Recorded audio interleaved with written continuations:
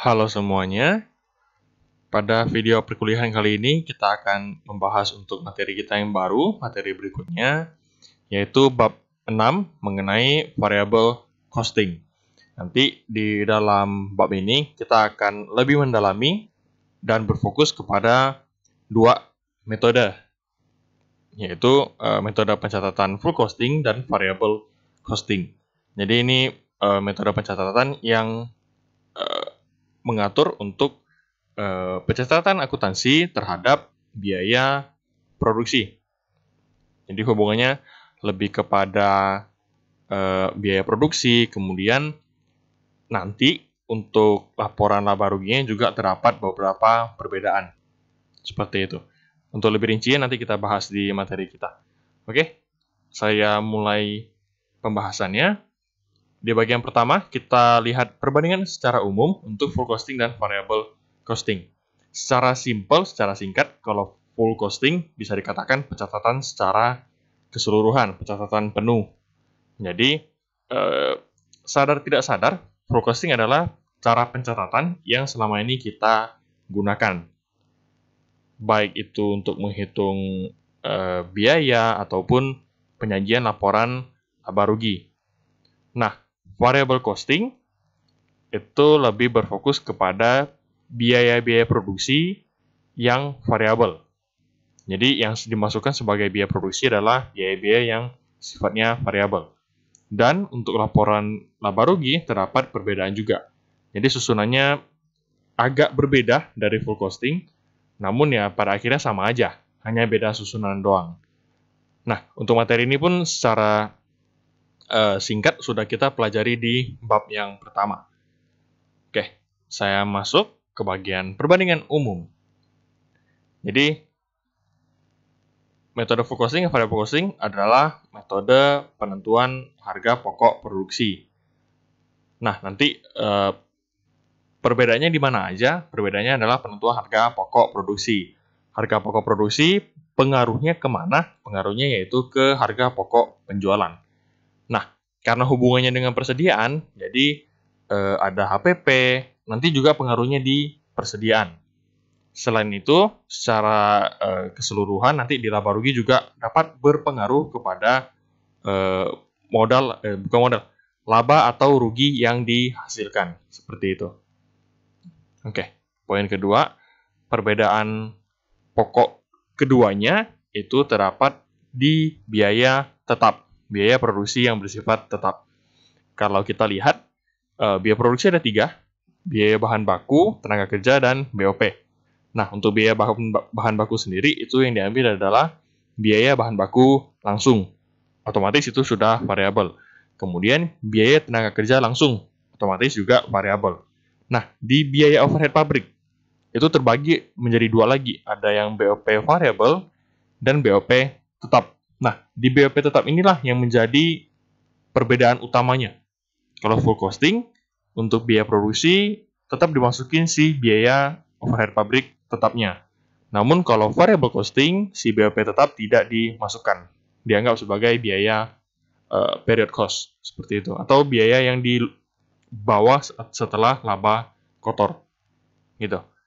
Oke, kemudian adanya perbedaan perlakuan terhadap biaya produksi tetap ini memiliki akibat kepada perhitungan harga pokok produksi dan penyajian laporan laba rugi. Keduanya akan kita bahas.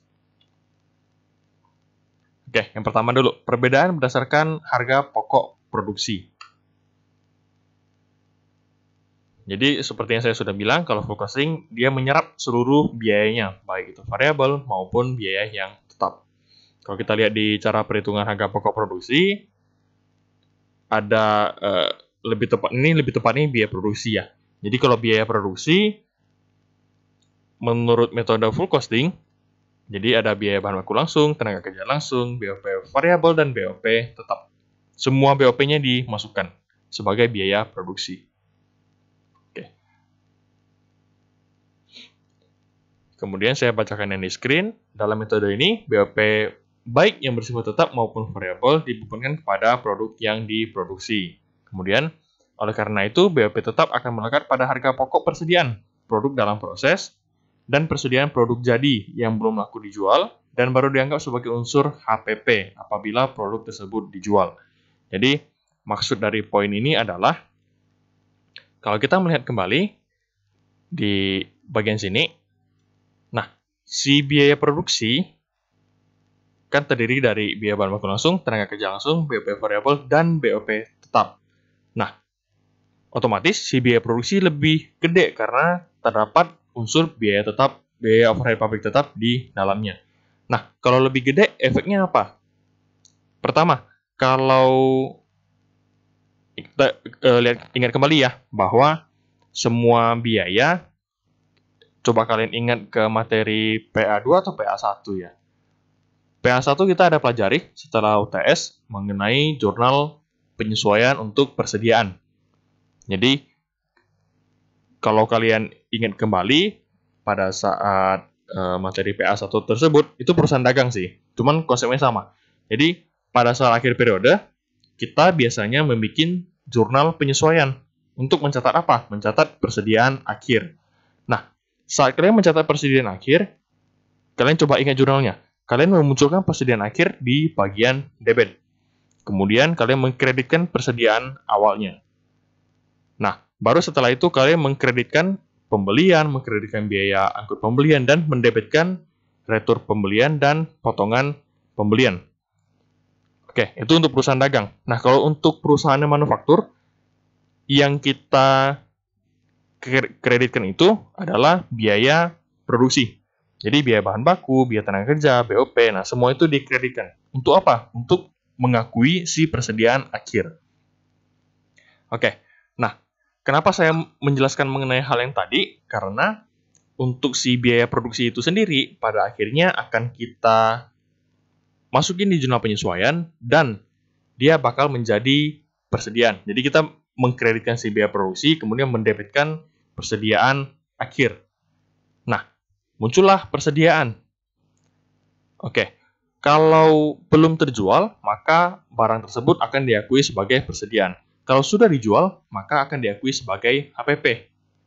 Oke, di sini diakui sebagai HPP. Kalau memang belum terjual, kalau di manufaktur berarti bisa dua, antara barang dalam proses atau barang jadi. Oke, nah perbedaan metode full costing dan variable costing akan berpengaruh terhadap jumlah biaya produksi yang dibukukan. Karena yang satunya ada mengakui BOP tetap, yang satunya tidak. Otomatis biaya produksi pun satu lebih kecil, satu lebih gede. Efeknya kemana? Efeknya ke saldo persediaan. Persediaan baik dalam proses maupun yang persediaan barang jadi. Dan kalau misalnya barang itu terjual, nah berpengaruh lagi ke harga pokok penjualan. Pengaruh ke harga pokok penjualan, nah dia berpengaruh lagi ke laba rugi, seperti itu. Oke, kemudian untuk full costing, simple.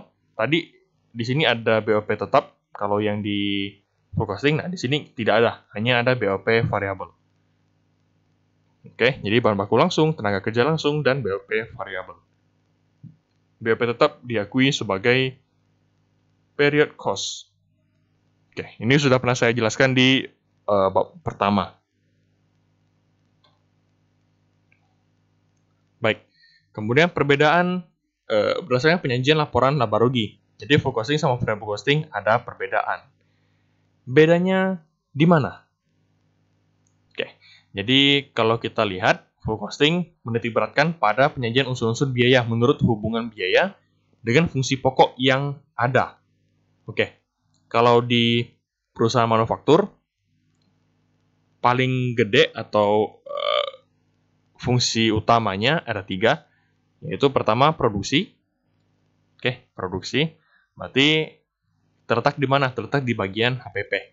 Kemudian fungsi pemasaran, yaitu terletak di biaya pemasaran, dan administrasi umum, terletak di bagian biaya administrasi umum.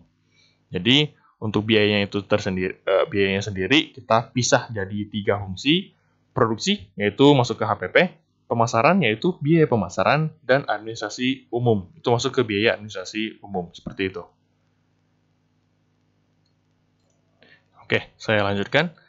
Nah, Untuk penyusunannya sendiri, untuk format si laba ruginya, seperti yang pernah kita pelajari. Jadi, masih sama yang seperti laporan yang pernah kita pelajari, yaitu dimulai dengan penjualan, kemudian HPP.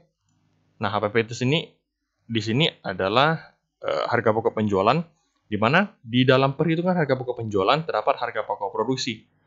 Di dalam harga pokok produksi terdapat biaya produksi. Nah, biaya produksi ini, seperti yang tadi sudah kita bahas untuk full costing, terdapat biaya bahan baku langsung, tenaga kerja langsung, BOP variabel, dan BOP tetap. Jadi full semuanya ada.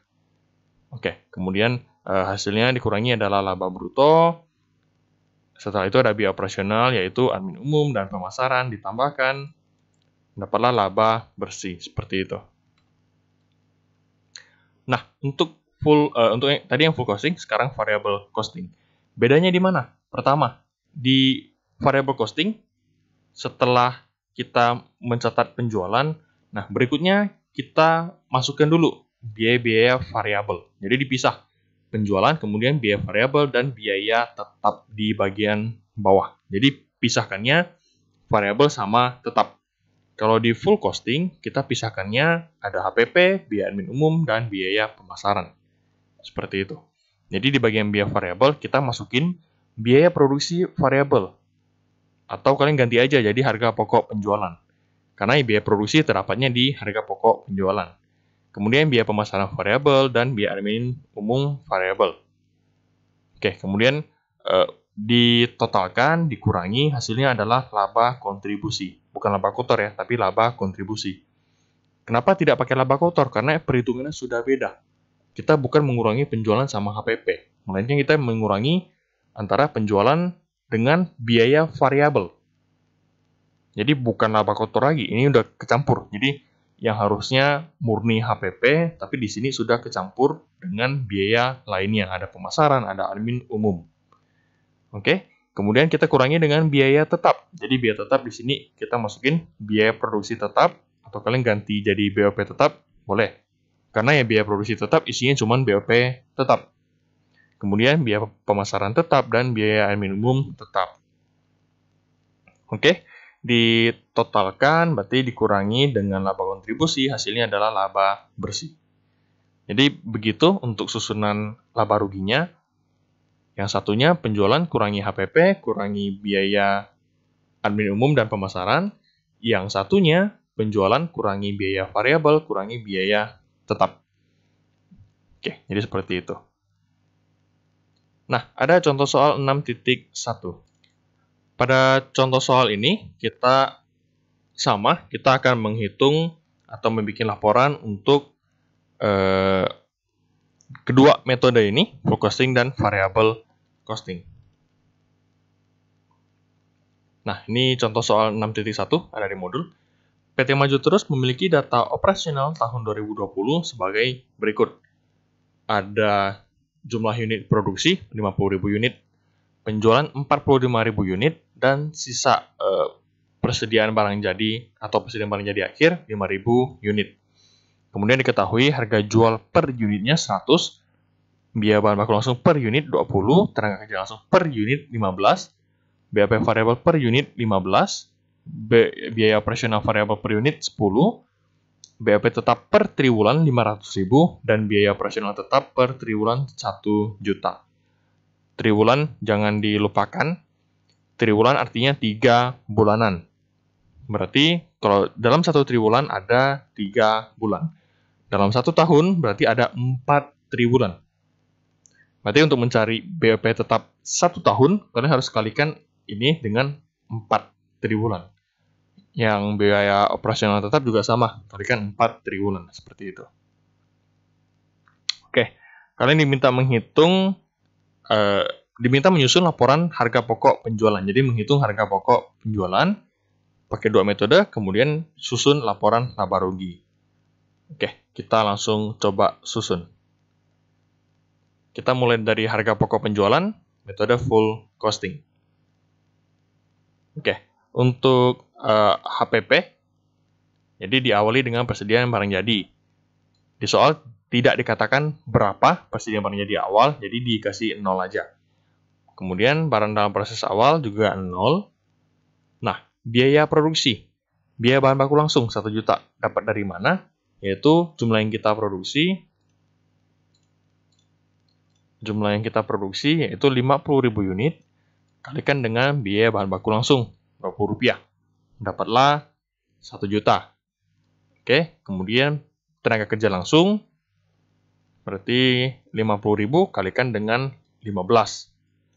BAP variabel per unit juga sama, kalikan 15. Oke, berarti 750 dan 750. Untuk BAP tetap, tadi saya udah bilang 500.000 kalikan 4 triwulan. Jadi 200.000. Kalau dikatakan kuartal, 1 kuartal berarti kan ada 4 bulan. Jadi 1 kuartal ada 4 bulan, otomatis dalam 1 tahun ada 3 kuartal. Kalau dikatakan kuartal, misalnya 500.000 per kuartal, berarti untuk 1 tahun kamu harus kalikan dengan 3 kuartal. Jadi 500.000 kalikan 3. Kalau triwulan, berarti 1 tahun ada 4 triwulan, kalikan 4, seperti itu. Ditotalkan, dapatlah biaya produksi. Oke, total dengan persediaan barang dalam proses awal 0, berarti tetap 4.500.000. Kurangi barang dalam proses akhir, tidak diketahui di soal, berarti 0. Berarti harga pokok produksinya tetap 4.500.000. Oke. Kemudian barang jadi awal kurangi dengan tambahkan dengan harga pokok produksi, berarti tetap 4.500.000. Kurangi dengan persediaan barang jadi akhir. Oke. Barang jadi akhir yang diketahui di soal itu ini 5.000 unit, hanya dalam unit. Oke. Berarti cara kita rupiahkan dia gimana? Kan tahunnya 5.000 unit nih. Oke. Cara kita rupiahkan adalah kita harus mengetahui dulu biaya produksinya sebelumnya berapa. Oke. Biaya produksi kita 4.500.000. 4.500.000 untuk berapa unit? 4.500.000 kita produksi 50.000 unit. Berarti 4.500.000 dibagi dengan 50.000 unit. Berarti per unitnya menghabiskan biaya sebesar Rp90. Oke, berarti persediaan barang jadi akhir sebanyak 5.000 unit kita kalikan dengan Rp90. Dapatlah Rp450.000. Maka HPP yang muncul untuk metode full costing sebesar Rp4.050.000. Itulah HPP-nya kita. Oke, kita coba hitung untuk yang variable costing. Jadi sama, ini juga 0, 0. Nah, bedanya di bagian biaya produksi.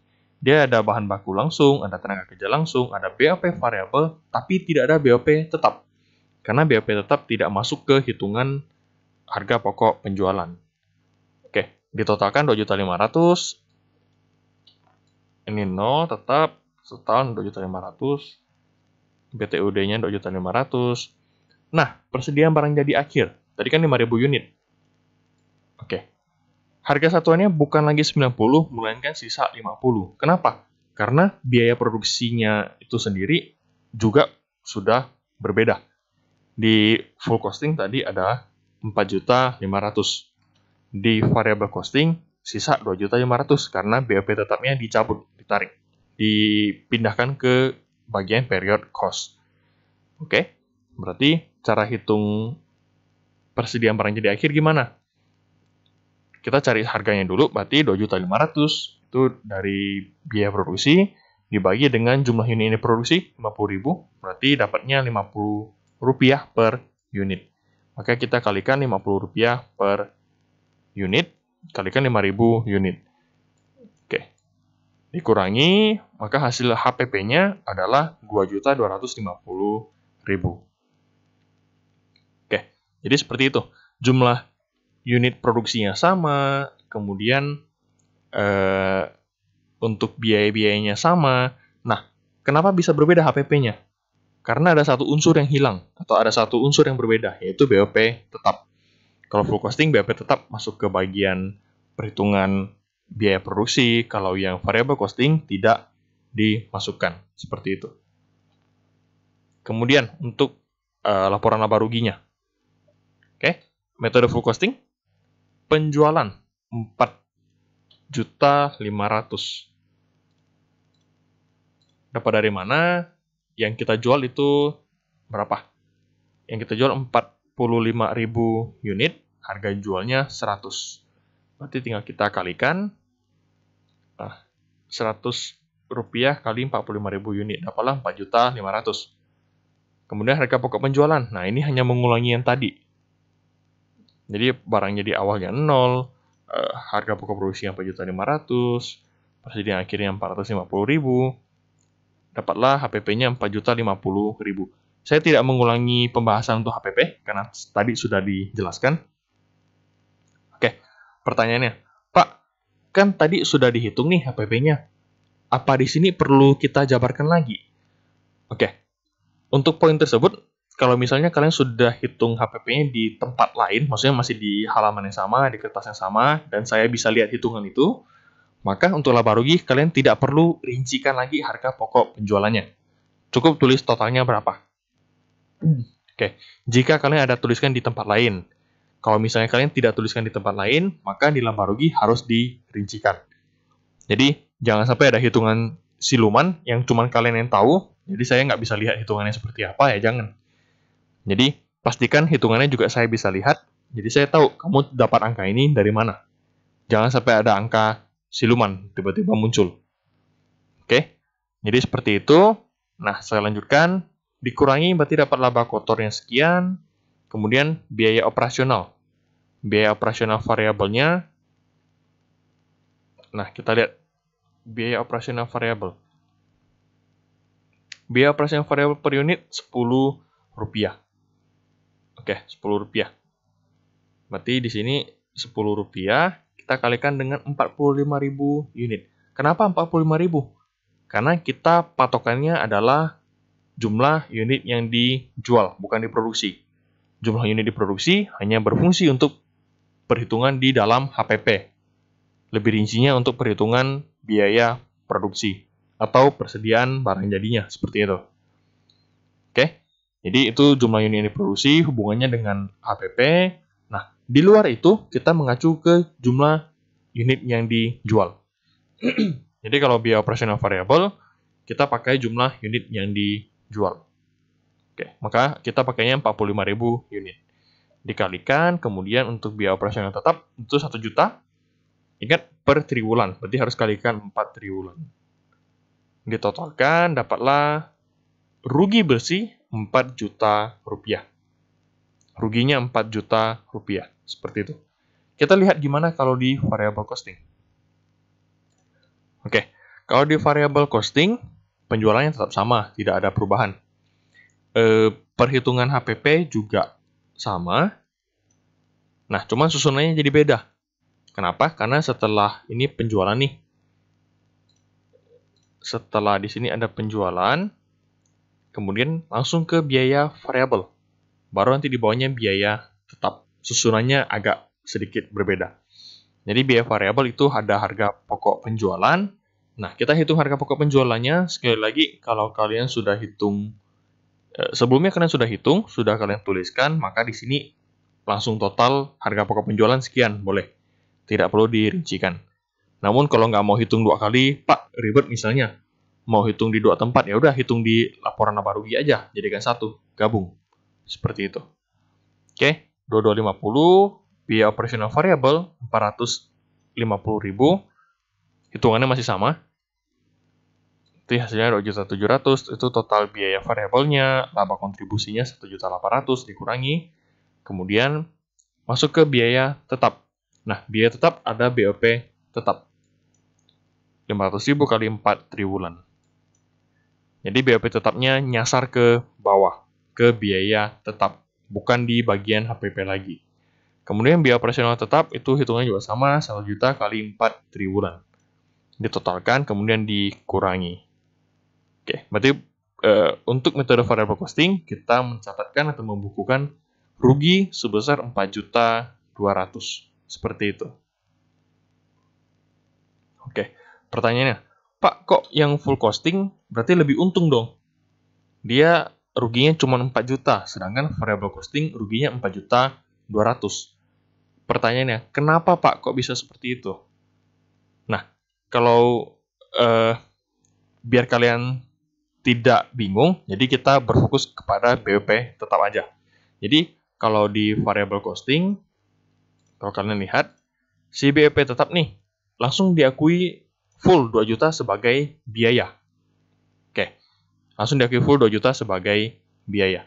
Sedangkan, kalau di full costing, kalau kalian lihat, saya masuk ke sini aja.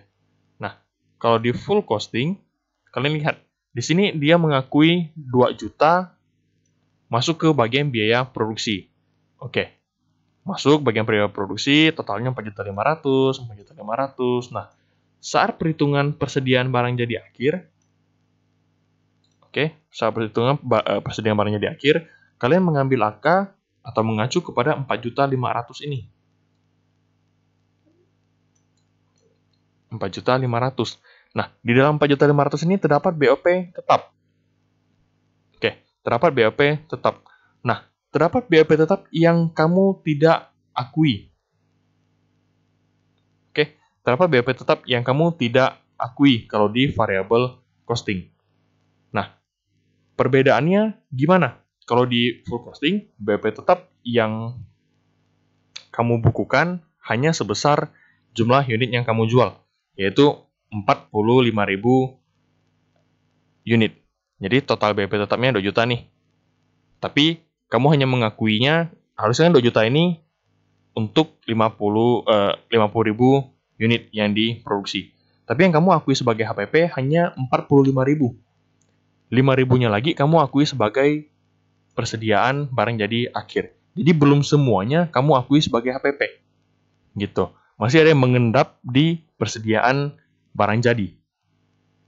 Maka dari itu, kenapa laba bersihmu untuk full costing bisa lebih kecil. Rugi bersihnya bisa lebih kecil dibandingkan di variable costing. Seperti itu. Oke, begitu penjelasan logisnya. Namun, kalau kalian agak bingung, ya udah. Yang penting kalian paham perbedaan komponennya untuk full costing dan variable costing. Kalau mau logikanya, ya seperti tadi. Seperti itu. Jadi, kalau misalnya ada yang kurang dipahami, boleh kalian tanyakan ke saya di grup seperti biasa. Oke, ini note tambahan, itu tadi sudah saya sampaikan. Baik, jadi materi untuk bab ke-6 ini selesai. Kita lebih berfokus kepada penyajian laporan laba rugi untuk full costing dan variable costing, di mana di dalamnya juga terdapat komponen dari harga pokok penjualan. Lebih rinci lagi ada harga pokok produksi. Nah, itu yang bikin si full costing dan variable costing menjadi berbeda. Oke, jadi materi kita sudah selesai. Nah, silakan kalian mengerjakan untuk assignment bab ini. Saya berarti assignment ke-6. Ada di halaman 91. Oke, jadi silakan kalian kerjakan. Kita seperti biasa, kita kumpul sebelum pertemuan berikutnya dimulai. Oke, jadi semoga materi ini bisa dipahami, semoga penjelasannya dapat mudah dipahami. Dan jika ada kendala, ada pertanyaan apapun itu, bisa ditanyakan ke saya. Oke, sekian video perkuliahan kita kali ini. Terima kasih.